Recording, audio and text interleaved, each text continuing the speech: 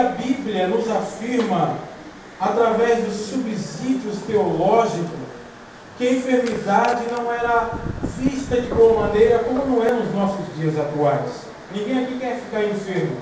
Mas quando eu olho para a Bíblia Sagrada falando acerca de enfermidade, logo me vem à memória a passagem de Mateus, capítulo 8, a Bíblia falando acerca de um leproso. Talvez seja a doença mais falada, a enfermidade mais falada na Bíblia Sagrada, a lepra. Busquei saber como surgiu a lepra e buscando subsídios na Bíblia, cheguei à seguinte conclusão, que a lepra surgiu no Antigo Egito, quando ainda Deus falara com Moisés e Moisés questionava com Deus acerca de ele falar a Faraó e Faraó não crer que Deus o havia enviado. E Deus então dá um sinal para Moisés e diz: Moisés, coloca a sua mão no seu peito, e ele assim o faz. E ele viu então a sua mão leprosa, e Deus dá uma segunda ordem e diz: Moisés, tira a sua mão do seu peito, e ele assim o faz, e ele se vê agora com a mão curada. Então eu perguntei e questionei com Deus por que Deus usou este sinal da enfermidade de lepra para chamar a atenção de Faraó. Logo a história paralela diz que assim como os judeus, os hebreus, os egípcios acreditavam também que os seus deuses, representados por animais, representado também na pessoa de Faraó, que era considerado o Deus Sol, o Deus Ra, eles acreditavam que a enfermidade também era uma manifestação maligna, era uma manifestação de desobediência aos deuses. Com isto, Deus queria usar Moisés com este sinal para convencer Faraó. Quando eu olho para a Bíblia acerca de enfermidade, eu logo lembro também nos dias de Jesus, um cego, e Jesus chegando com seus discípulos próximo a este cego, os discípulos de Jesus questionam a Jesus e dizem assim: Senhor, quem pecou? O pai e a mãe ou ele para que ele nascesse cego? E Jesus então diz: nem ele pecou, nem a mãe pecou, nem o pai pecou, mas ele nasceu assim, para que o nome do Todo-Poderoso fosse glorificado na vida dele. Aleluia! Então a enfermidade era vista, irmão, como algo, como se a pessoa tivesse pecado, como se a pessoa tivesse transgredido. Então todos rejeitavam a pessoa enferma. E quando a Bíblia diz que Lázaro estava enfermo e Jesus recebe a notícia, Jesus não age com discriminação. O que eu acho mais interessante na passagem de João capítulo 11 é que as irmãs Marta e a irmã Maria, que era a irmã de Lázaro, elas, ao invés de mandar informação acerca do seu irmão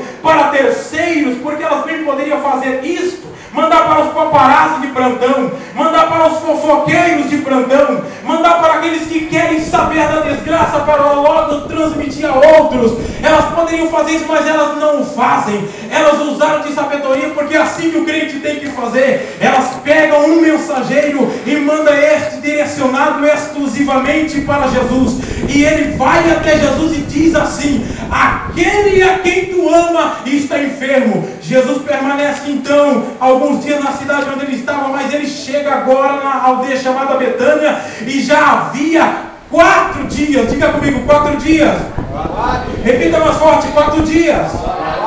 Quando Jesus recebeu a informação, representa a primeira fase da vida de Lázaro, que é a enfermidade. Mas quando ele chega na aldeia chamada Betânia, já estamos na segunda fase, que o texto nos apresenta, que é a fase que é representada pela morte de Lázaro. E quando Jesus chega, ele vai adentrando na aldeia e pergunta: aonde o puseste? Logo uma irmã de Lázaro lhe diz assim: Senhor, já cheira mal, porque é de 4 dias. Eu quero fazer a aplicação aqui nesta madrugada, porque eu quero encerrar aqui onde eu li. Quando eu olho, Gleison, para a Bíblia Sagrada falando que já é de 4 dias, algo me chama a atenção. Por quê, pregador? Porque todos nós já acostumamos, e isso já é costumeiro, os pregadores, pastor, pregar, falar, é o tempo de Deus, espera o tempo de Deus, não chega a hora, vai chegar a sua hora, vai chegar o tempo de Deus, está tudo na vontade de Deus. E eu já li a Bíblia pelo menos 4 vezes completa, e nunca encontrei na Bíblia Sagrada a Bíblia dizendo que Deus tem tempo. Eu já encontrei na Bíblia Sagrada a Bíblia dizendo dizendo que Deus, Ele tem vontade. Se Ele quiser fazer, Ele faz agora. Se Ele não quiser, Ele faz amanhã. Se Ele quiser, irmão, é agora, porque a Bíblia diz que Ele é um Deus de já. Então não tem tempo. Por quê, pregador? Me explica. Eu vou te explicar. A Bíblia diz em Gênesis capítulo 1, versículo 16, a Bíblia diz: e Deus criou um luminar maior para governar o dia, e o luminar menor criou Deus para governar a noite. Logo o tempo foi designado, irmãos, para o ser humano, para dia e noite, estações, dias e horas. E o meu Deus, irmão, não tem hora, não tem dia, não tem ano, porque a eternidade não se conta. Aleluia! Quando eu olho para isso aqui, irmãos, eu vou mais além. Eu chego em Eclesiastes capítulo, ou melhor dizendo, Eclesiastes número 3, e o versículo 1 que a Bíblia diz: tudo tem um tempo determinado. Há tempo de nascer, há tempo de morrer. Mas se os senhores prestarem bem atenção no livro de Eclesiastes e no número 3 e retrocederem um pouquinho o versículo, vocês vão perceber que o versículo 1 diz assim: tudo tem um tempo determinado, e há tempo para todo propósito debaixo do céu. Não falou acima do céu. Portanto, a Bíblia está dizendo que o tempo, irmãos, é para o homem. O tempo é para o homem que é pó, que é carne, que depende do tempo. Deus não depende de tempo. Ele é maior do que o tempo. É por isso, irmãos, quando Ele quer abençoar, não interessa se nasceu hoje ou se vai nascer amanhã. Não interessa se está aqui há 30 dias ou há 3 anos. O que Deus quer é que você acredita na palavra dEle, que Ele vai fazer na hora que Ele quer. Você tem que resolver te exaltar. Aleluia! Olha para quem está do seu lado e diga: Deus não precisa de tempo.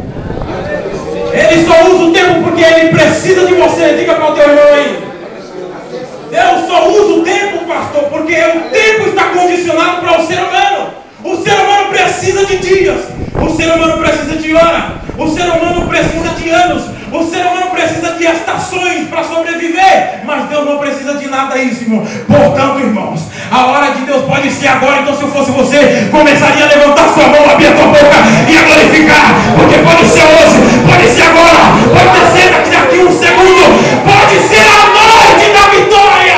Aleluia! Deixa eu encerrar. Quando as irmãs de Lázaro, Gleison, fora de 4 dias, ela estava colocando uma limitação, porque o tempo é limite. Quando Deus fez o homem, Deus estabeleceu uma idade até que o homem viveria, e não passaria disso. O que passar disso é bênção, é obediência, é longevidade. Mas quando as irmãs de Lázaro falam aqui: Senhor, já é de 4 dias, estão colocando o limite, já faz tempo. Pelo tempo não dá mais para ser pregador, pelo tempo não dá para ser cantor, já passou o tempo, já foi, não tem mais jeito. Mas como meu Deus não trabalha, irmãos, com a nossa vontade, trabalha com a dele, Jesus vai diante do túmulo de Lázaro, manda que tire a pedra que estava posta sobre ali, e diz: Lázaro, vem para fora. Diga comigo: Lázaro, vem para fora. É a terceira fase da vida de Lázaro: a primeira, a enfermidade; a segunda, a morte; a terceira, a sua ressurreição.